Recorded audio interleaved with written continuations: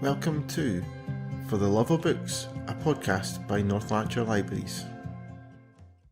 Hi everyone, welcome back to the Lanarkshire Libraries podcast For the Love of Books. My name is Chris Wilson, the E-Services Librarian, and today we're having a little bit of an early celebration of World Book Night, which is on Sunday the 23rd of April. And what we are going to do is have a little bit of a book speed dating type thing. So it's basically, if you think of speed dating, this is the book equivalent of that. I have got a few staff members to give me a little bit of a clip of them selling a book for you to hopefully choose and pick up and read on World Book Night. We are going to also have a poll which you can vote in after you've listened to all the little sections, and you can vote for what sounds like your favourite one out of all the ones that you hear from during this podcast. So without further ado, I think we'll get started, and I hope you enjoy listening to some great book recommendations. And first up, we are going to have Hilary, who will tell us what her recommendation for World Book Night will be.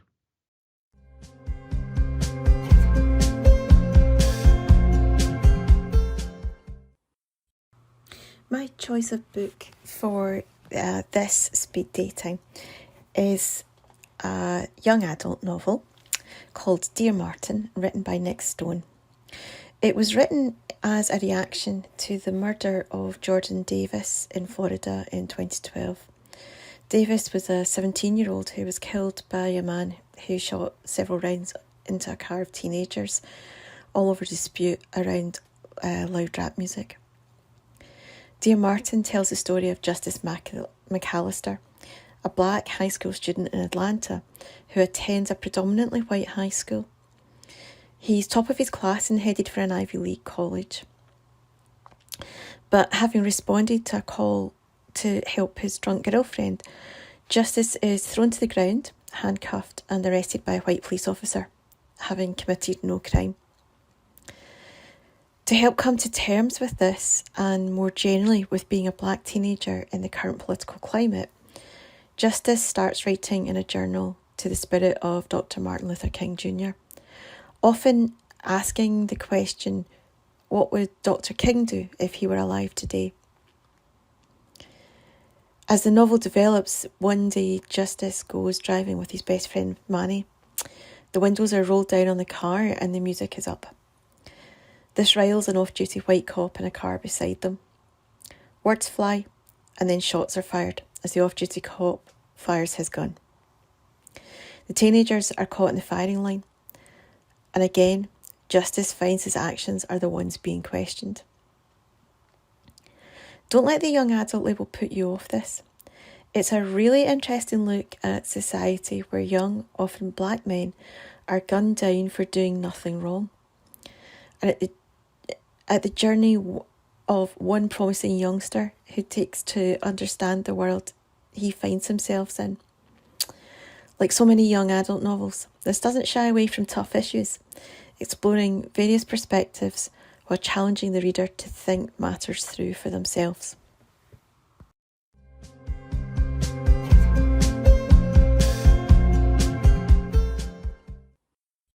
So, does Hilary's book sound like it might capture your imagination? If it does, don't forget to vote for it in the poll. And up next, we have got Peter from Motherwell Library, who's going to try and sell you on his book for World Book Night.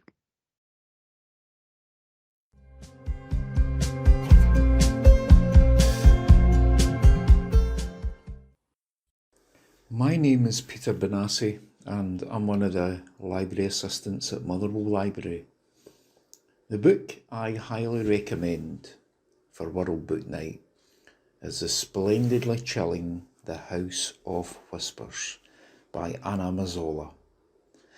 Now, whilst not exactly a date with the devil, this is a deliciously dark piece, which, if you enjoy beautifully crafted Gothic suspense literature, this is a must-read for you. Now, I don't want to give too much away about it. Suffice to say that our story is set against the backdrop of Mussolini's Italy during the rise of fascism. and it centres around a gifted pianist called Eva, who comes to the home and then soon becomes wife of a charismatic but mysterious widower by the name of Dante Caverla. Now, she also becomes stepmother to his 2 children, Chiara and Alessandro. And then the frightening fun begins. Now, there are indeed shades of Daphne du Maurier's Rebecca and countless other Gothic chillers pervading this piece, but it's still solid enough to stand on its own and keep you gripped and thrilled throughout. It really delivers the goods, but I will say this, it does require patience, as it's a book that builds and is a slow burn, really. But it's well worth it, and you will seriously not be disappointed. The only criticism I have about this one is that it's so compelling that you might not get anything else done because you're so wrapped up in its pages.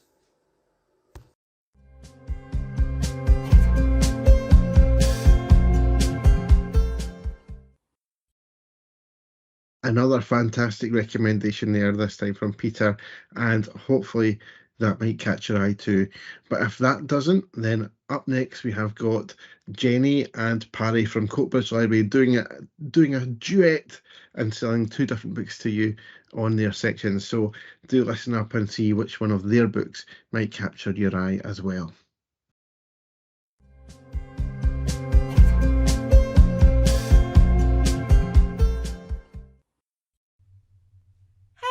This is Pari. And this is Jennie, and we're here to encourage you to choose one of our books for your World Book Night date. Pari, what book have you chosen? So the book that I've chosen, Jennie, I have to be honest, I don't think it's your kind of book because it's a non-fiction book. Okay. First of all, I know you're not a huge non-fiction fan. Also, it's about the science of the digestive system. Right? Sounds thrilling. But hear me out. It's called Bonk. It's not called Bonk. It's called Gulp by Mary Roach. Bonk is also another book that she's written, which is also fantastic. But today I'm selling you the first book that I read. But it's called Gulp, and the subtitle is Adventures Down the Alimentary Canal, which doesn't sound fantastic, but the way that she writes, she is, I think, my favorite science writer because she writes with so much enthusiasm and delight and curiosity. Like, she really gets into her topic and she finds excuses to research the most random connections. So one of the things that's one of my favorite things is what the digestive system has to do with myths of the dragon in the Far East. So which sounds a bit strange, but she'll sell you on it. And like, I don't know, what was science class for you like in school? Very boring. Same, because it's just like, I don't think the teachers were really passionate about what they were teaching. I don't know, at least my teachers didn't seem to be. They just wanted to get on with the lesson. But she's a journalist, so she knows how to make this information accessible but also fun, and that's my favorite thing. She's really funny, so she doesn't take herself too seriously while presenting really serious information, if that makes sense. So like, I love her, so that's who I would recommend for this book date. And do you have something you can read us from the book? Yes, so I'm going to read from the introduction, and this is her selling the book to you. So what she says is, I don't want you to say this is gross. I want you to say, I thought this would be gross, but actually it's really interesting. Okay, maybe a little bit gross, which is what this book is about. She's also written a book, so Bonk, the one that I accidentally recommended, is about sex. Like, history of sex. Another, she's written about space. She's also written about dead bodies. Oh. And she's written about the afterlife. So like a whole range That's quite varied. yeah, and all with the same sort of delight in the weird and the gross. Oh, excellent. So, You have sold it to me. That does sound a wee bit like my cup of tea. Weird and gross is Yes. the best combination. And so, Jenny, what about you? What book are you going to be recommending to us today? So I'm going to recommend Beartown by Frederick Backman. Frederick Backman is my all-time favourite author. And Beartown just brings together everything he does well. He will make you cry and he will make you laugh in the very same sentence. He will make you want to throw the book out the window, and then he'll make you want to go and chase after the book and bring it back and make it a cup of tea. It's just absolutely perfect. So Beartown is the first in a trilogy, and it is about ice hockey. And you're giving me that same face I gave you when you told me about a book about non-fiction. But let me try and sell this to you. So I'll read the blurb, and I would say to you, anybody that's going to read this book, don't read the full blurb. Just this bit kind of gives you it. So, late one evening, towards the end of March, a teenager picks up a double-barrel shotgun, walks into the forest, puts the gun to someone else's forehead and pulls the trigger. This is the story of how we get there. So you know that that's going to happen, and the whole of the first 2/3 of the book is getting you to that point. And yes, it's about ice hockey, but it's not really about ice hockey. It's about how people react in different ways to this one particular incident that happens, and how different generations react, and how it all intermingles into this one small town that their whole life is about ice hockey, and how that kind of affects it all.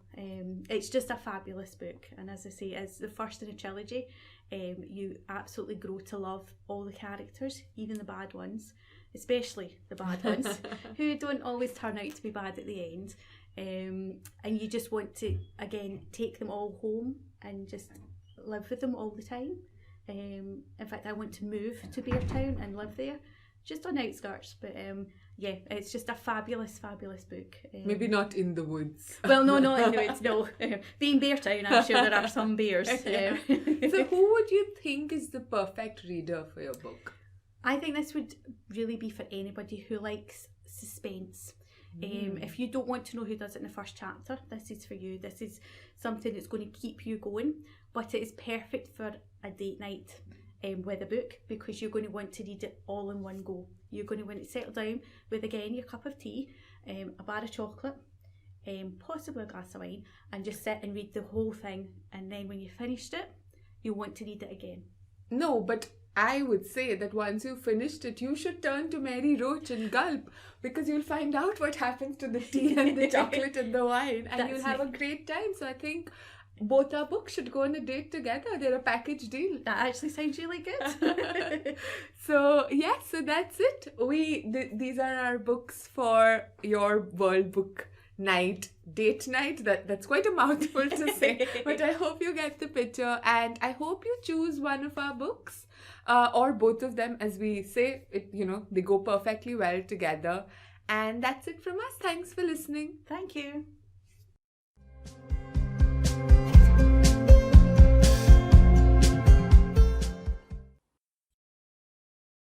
Some more great recommendations there, this time from Jennie and Pari at Coatbridge Library. And our final recommendation for the World Book Night poll is coming from Craig from our Macmillan team, and he is going to see if you like this book.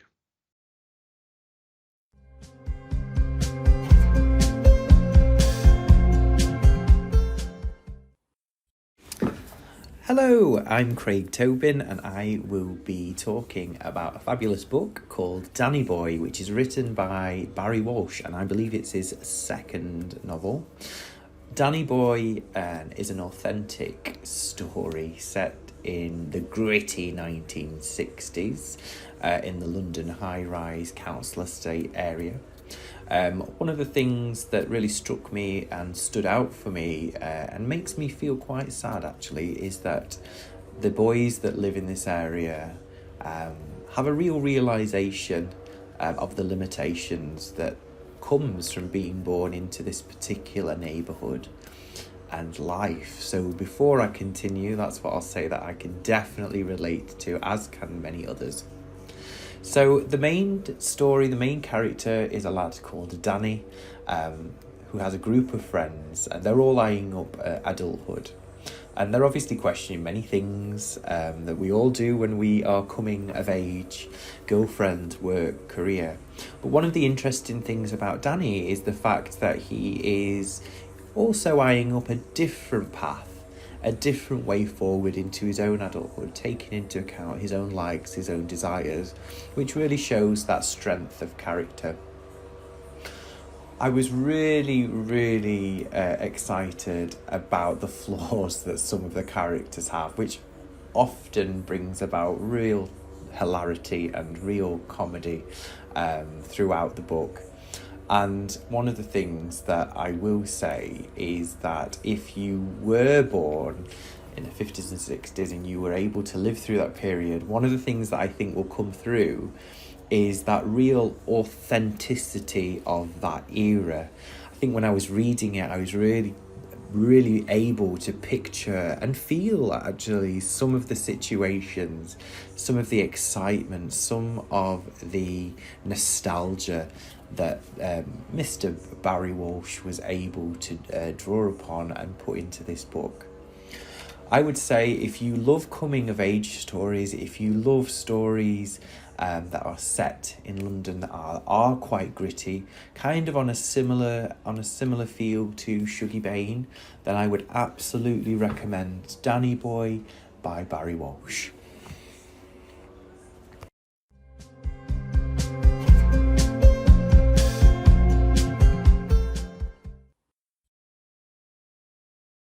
So there you have it, guys. That is all the book recommendations for you.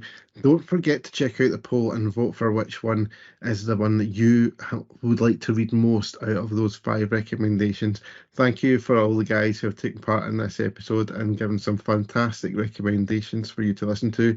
And if you do pick up one of these books, don't forget to let us know what you thought of it on Facebook or Twitter or whatever social media you like to use. And also do keep an eye on the poll to see if the one that you chose for the poll is the one that comes out on top as well from our book speed dating event for World Book Night. I hope you have a fantastic World Book Night when it comes on Sunday, or if you are listening to this, I hope you had a fantastic World Book Night and read a fantastic book as well, because it's a great night to really kind of push reading and make everyone enjoy reading. Who doesn't like a night that is dedicated to the love of reading? So it's a fantastic time for anyone who enjoys books, and to try and push, give a little nudge to the others who enjoy reading it, to make them enjoy reading a little bit more as well.